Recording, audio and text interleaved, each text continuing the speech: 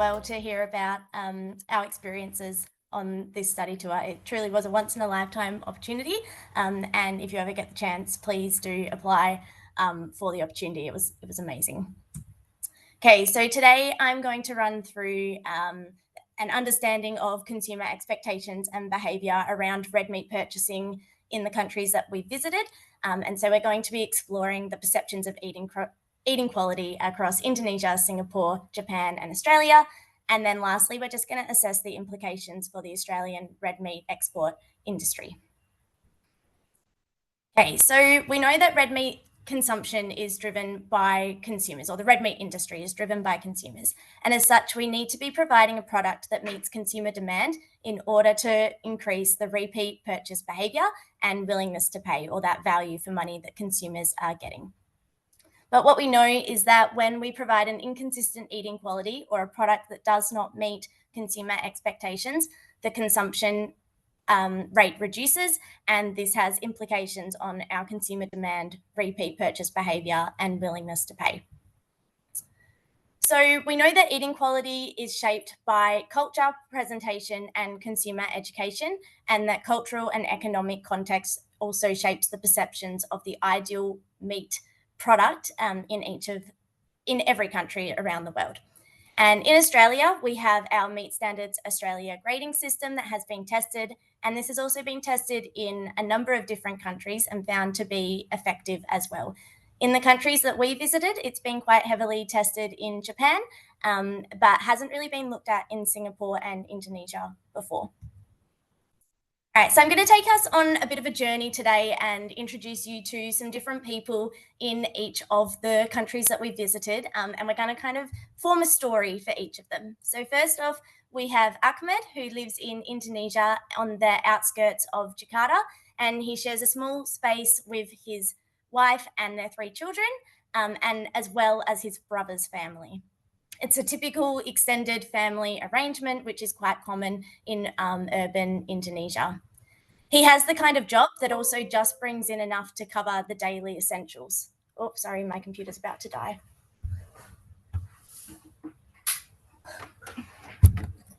Had a small heart attack there, thinking that was fun.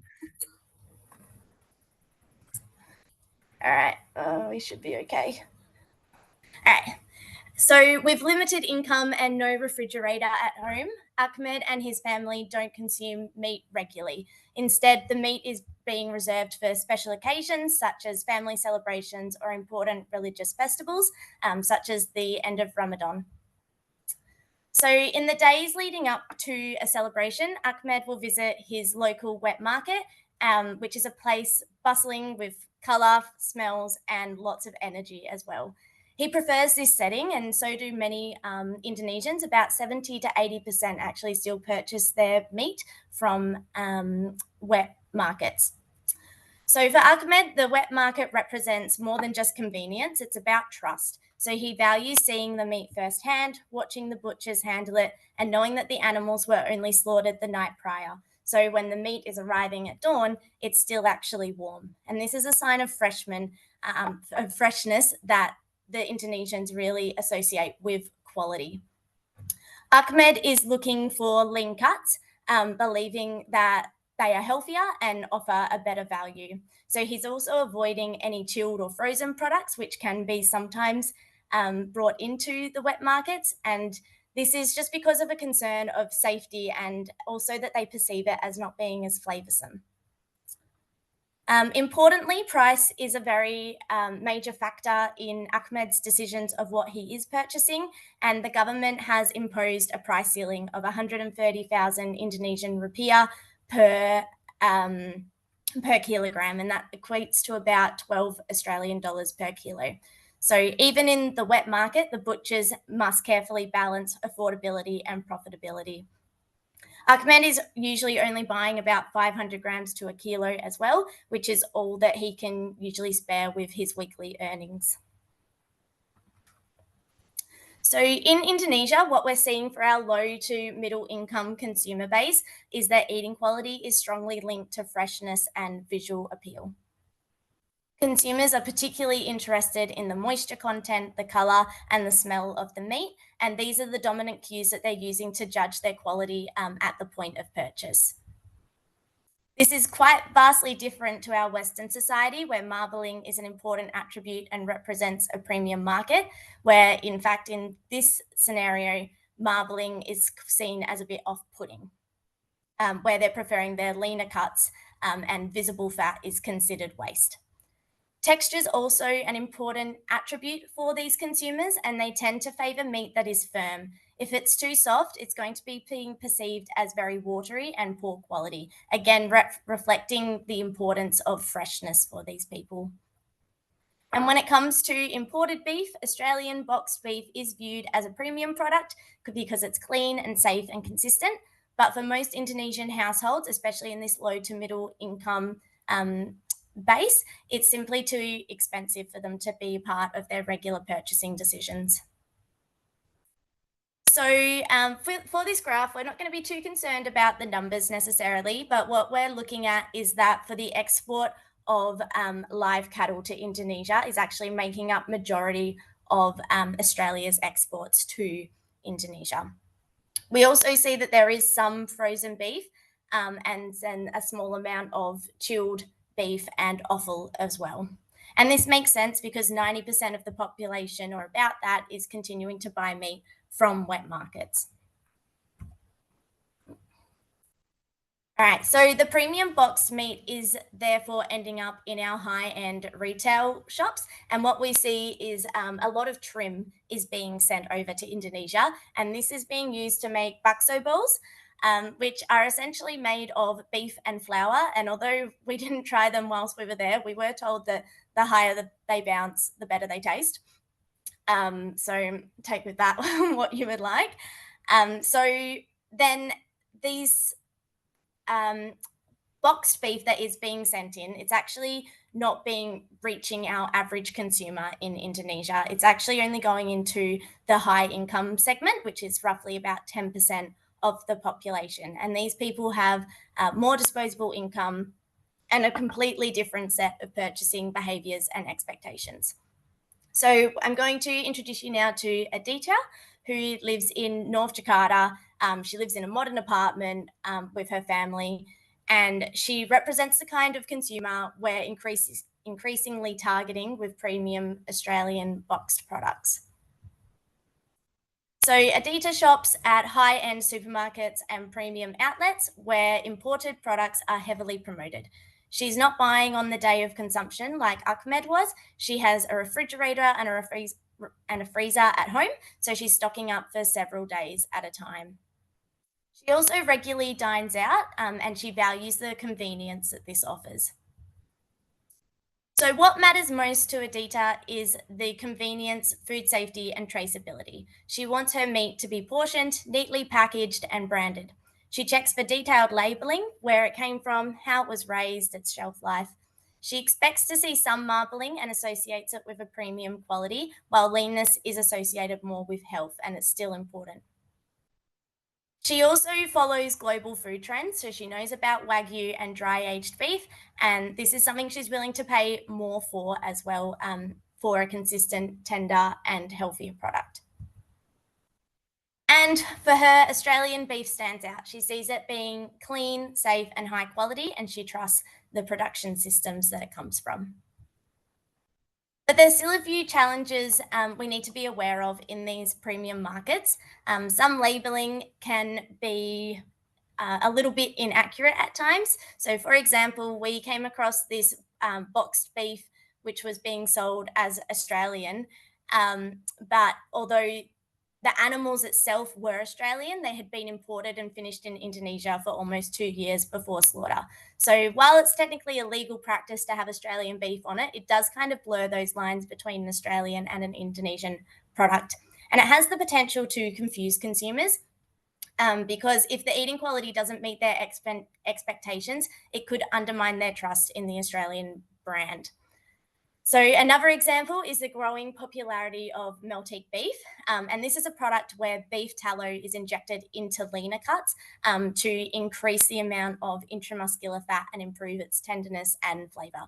It allows then for lower quality cuts to be repositioned at a higher premium level, but not all consumers enjoy it. So we had the chance of tasting Melteek beef while we were in Indonesia, and our reactions were a bit mixed. A number of us didn't really enjoy it. And so if this was your first experience with Australian beef and it didn't meet your expectations, you might be less inclined to repurchase it again in the future. And again, given that this product is not truly Australian beef because it's been finished in Indonesia, it does raise concerns around brand integrity and the potential impact on Australians' premium boxed meat market in Indonesia. All right, so now we're off to Singapore, and I want to introduce you to Wei, who is a 38-year-old financial manager. He lives in a modern apartment in central Singapore. So he lives in the city, and so that means that he's dining out. He lives in a city where dining out is considered the norm, especially for lunch. In particular, he's going to be having lots of corporate lunches or client dinners throughout the week as well. But on weekends, he does enjoy cooking for his family at home. When he does shop for meat, Wei's heading to premium supermarkets, and he's looking for trusted branded products with clear labeling, including the origin, production system, shelf life, and ideally any sustainability claims as well. So he trusts Australian beef for its clean green image and is willing to pay a premium for the chilled high marbled cuts. In Singapore, food is culture. It's luxury, it's lifestyle, and it's deeply tied to their identity. But what really sets Singapore apart is that price isn't their primary driver. It's actually more about quality, provenance, and trust. There is no red meat production in Singapore, and so they rely heavily on the imports. And this has made consumers very aware of traceability and branding. So, for example, labels that include information about animal welfare and environmental impact carry a real weight here. And this is important in other sectors as well. So particularly, say, in the fruit and veg industry, there's a strong push towards local vertical farming, and consumers are willing to pay up to 30% more for products they perceive as being fresher and more sustainable. So when it comes to eating quality in Singapore, tenderness and flavour are the primary cues. So they're really looking at their quality for the products they're purchasing, which is unlike other markets, which have a lot of visual cues as well. Consumers here are also very brand aware, so they recognise names such as Wagyu, Angus, and the Meat Standards Australia system, and they associate them with a premium eating experience. Australian beef consistently ranks highly within Singapore, and consumers praise it for its clean flavour, its tenderness and juiciness attributes, which just reinforces Australia's reputation as a trusted supplier of high quality red meat. All right, so now we're off to Japan, and I want to introduce you to Hiroshi, who is a retired school teacher who lives in Tokyo. He enjoys preparing meals at home and places a strong emphasis on their presentation and quality. Hiroshi prefers meat that is marbled, but not too excessively. So he's preferring the pictures down the bottom rather than at the top of this slide. He finds heavily marbled Wagyu just to be too rich and also expensive for everyday consumption. So Japanese consumers are preferring less marbling. So their marbling scores is out of 12, and they prefer a marbling around 5 to 7. And then to put this into context, the Japanese industry has selected so heavily for marbling in their Wagyu cattle that the average marbling score is now 8 to 9. So they're much preferring it to be a bit lower. So that's something that the industry's currently looking into a bit. And while he does have a deep trust for the domestic beef product, Hiroshi is also happy to purchase Australian or US beef when he's looking for that leaner option as well. Now, when we think about Japan, we tend to picture that ultra high value Wagyu product, but in reality, this isn't necessarily what the everyday consumers are wanting. So in fact, the consumption of Wagyu by Japanese citizens is actually decreasing, and the apparent growth that we do see in Wagyu demand is largely driven by tourism and not the domestic consumption. So with an aging population and stagnant wages and the high living costs, many households are actually becoming more price conscious when purchasing meat. And so people are often purchasing meat for a few days at a time, and it's a big factor in what they are choosing to decide to cook. What we also noticed in Japan is there was a lot of ready-made meals, and I would actually say that the ready-made meal section was quite often larger than the red meat section itself, which just shows how they're looking for that convenience in a product as well. Fish still remains the preferred protein in Japan, and where beef is consumed, it's increasingly shifting towards those leaner cuts, and there's actually an oversupply of the mid-grade marbled Wagyu cattle, which reflects the market shift away from those extremely high fatty cuts. Consumers also trust Australian beef, particularly because of our clean, green reputation and the consistent quality of our products. However, it's worth noting that while Aussie beef was clearly labelled in Indonesia, in Japan, we did see the branding news, but it wasn't as prominently available, and it was in more subtly placed. So while Japan remains a premium, highly discerning market, and this is Australia's largest beef export destination, it's important we stay attuned to the evolving consumer preferences within this country. So today's Japanese consumers are health conscious, they're seeking flavour, balance and value, and Australia is well positioned in our product to deliver this to them. All right, so now we're just going to briefly look at Australia. So we've got Sarah here, who's a pharmacist, and she does most of her family's grocery shopping. And like many Australians, she's buying her meat from either the supermarket or a trusted independent butcher. Sarah makes purchasing decisions based on a mix of price and versatility and consistency of the product. Australian consumers, like Sarah, tend to have high expectations around meat quality, and this is underpinned within our system by Meat Standards Australia and clear labelling. So we're able to meet those expectations of consumers. So in Australia, we obviously have a research-backed eating quality expectations, which centre around tenderness, flavour and juiciness. And consumers trust this Meat Standards Australia grading, and it's been linked to positive experiences. Marbling is important for it as well, and consumers are going to be disregarding any tough product regardless of the brand. And this consistent eating quality drives that consumption of meat, and so therefore has an influence on consumer demand, repeat purchase behaviour and willingness to pay. Okay, so this is just a little bit of a comparison to finish off with just between the 4 different countries. So as we see here, Indonesia has the largest population of the 4 at around 281 million people. And over 50% of these people live on the island of Java. Interestingly, Java alone accounts for about 70% of the country's total beef consumption, and this is despite Indonesia having over 6,000 inhabited islands. The per capita beef consumption is low, so it's around 3 kilograms per year, and this is largely due to income constraints. Most meat is bought from traditional meat markets, wet markets, where freshness, safety and price are the top priority of these consumers. And refrigeration is limited, so consumers shop frequently and expect freshly slaughtered meat, which is often still hot when it's arriving at the market. In contrast, Singapore is a smaller, high-income market of around 6 million people, and they consume about 7.5 kilograms of beef per capita annually. There's a strong culture of dining out, especially at lunch, and most meat is purchased at premium supermarkets, with consumers valuing consistency, trust in branding, and convenience. They are very familiar with imported brands, especially Australian beef, and are willing to pay a premium for the quality, safety, and traceability. Japan has a population of around 125 million and consumes about 10 kilograms of beef per capita. And while Japan is globally recognised for their Wagyu and high marbling, we found that many everyday consumers are now looking for a balance and looking for some leaner products as well.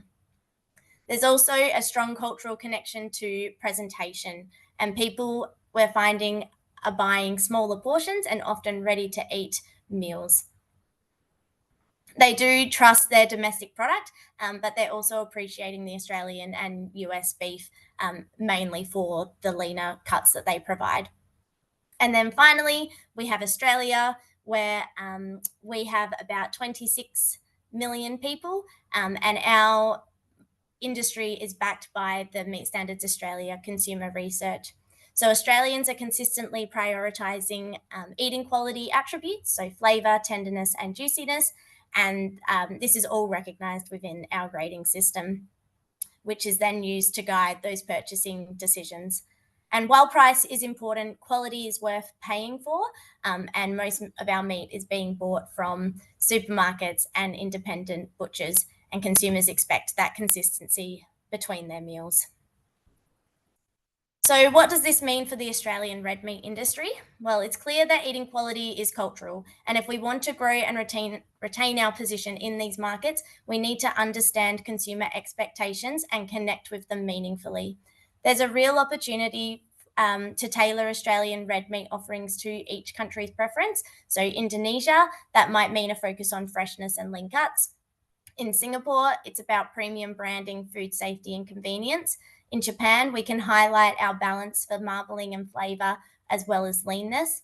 And at home, it's about our consistency and trusting in that MSA quality grading system.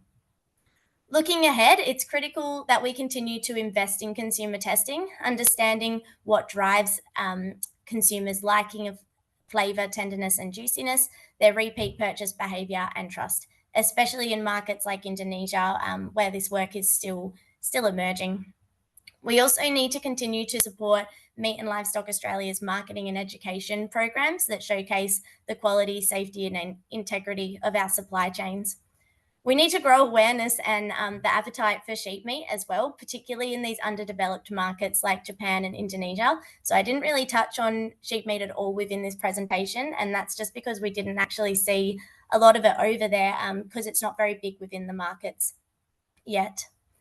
And then we need to think beyond the product itself. So it's not just about the cut, it needs to be about the story that we tell with it. So we need to have context-specific marketing grounded in the local consumer values within that country.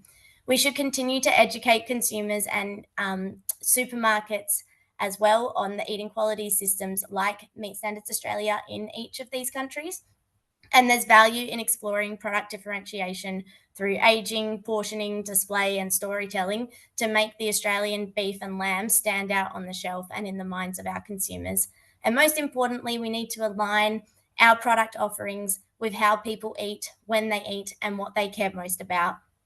Because in the end, eating quality isn't just about a science in this case, it's about their culture. And the more we understand this, the better we can deliver the red meat experience that truly resonates with our consumers around the world. So I just want to finish off by saying a huge thank you to ICMJ, MLA, and AMPC for this opportunity, and of course, Kieran for putting the whole tour together. And also thank you to the wonderful people that I got to enjoy the tour with.